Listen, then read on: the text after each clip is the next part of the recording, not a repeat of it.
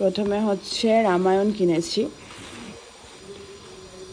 রামায়ণটা হচ্ছে স্বরানুবাদ রাজশেখর বসুর, ঠিক আছে। সম্পাদনার ভূমিকায় হচ্ছে পবিত্র সরকার।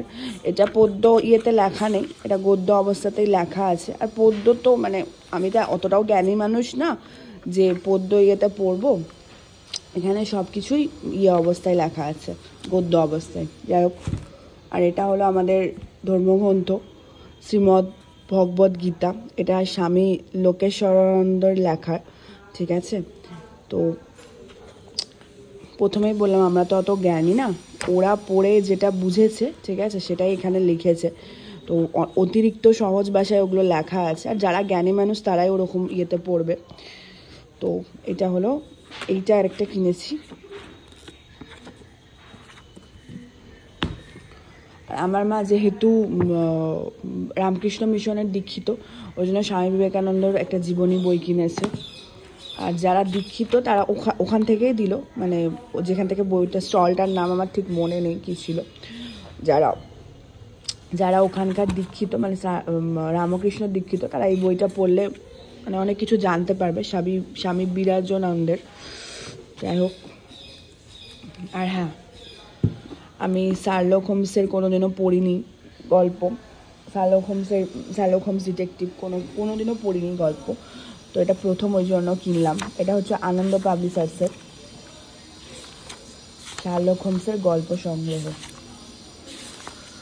এখানে আছে হচ্ছে এটা সূচিপত্র, বোহমিয়ায় কেলেঙ্কারি, লাল চুল সমিতি, কমলালেবুর 5টি বীজ, অষ্টবক্র রহস্য, নীলকান্তমণি রহস্য, বুটিদার ফেট্টি, বুড়ো আঙ্গুলের কথা, মণিমুকুট, বশঙ্কম্ব ভ্যালিতে খুন, সিলভার লেস, হলদে মুখ, নতুন চাকুরি, মাসগ্রেবদের অনুষ্ঠান, বড়লোকের কাণ্ড, বাকরলে হত্যা রহস্য, শার্লক হোমসের প্রথম মামলা, ব্রুক স্ট্রিট রহস্য, গ্রিক দোভসির বিপদ, নৌবাহিনীর চুক্ত গায়েব, চরম সংঘর্ষ, খালি বাড়ি, নরউডের ঠিকদার, অদ্ভুত লিপি।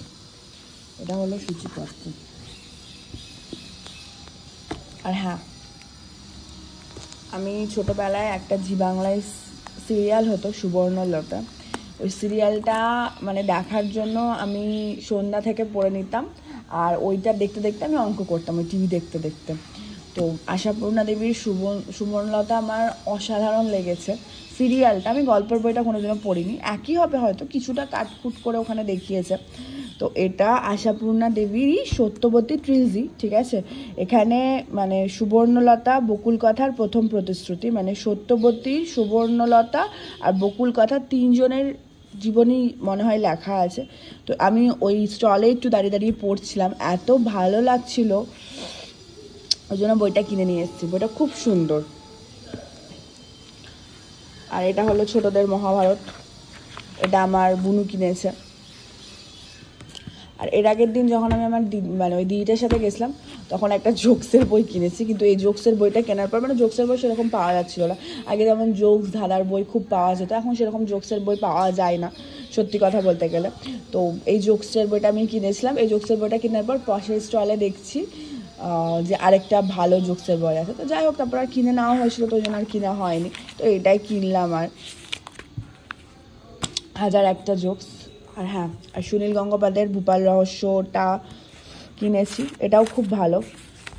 আমার ডিটেকটিভ গল্পের বই পড়তে খুব ভালো লাগে। দময়ন্তীর গল্পের বইগুলো এবার এসছে, তো আমি ভেবেছি এবার তো এতগুলো হলো কেনা, আর কিনবো না, এর পরের বছর আবার কিনবো। আর কিনেছি হচ্ছে সত্যজিৎ রায়ের পাহাড়ে ফেলুদা। এখানে আমার দুটো মানে হইচয়ে দুটো সিরিজ বেরিয়েছিল, আমি তখন অতটা খেয়াল করে দেখিনি সূচিপত্র। মানে পাহাড়ে ফেলুদা দেখেছি, আমার দেখেই খুব ভালো লেগেছে।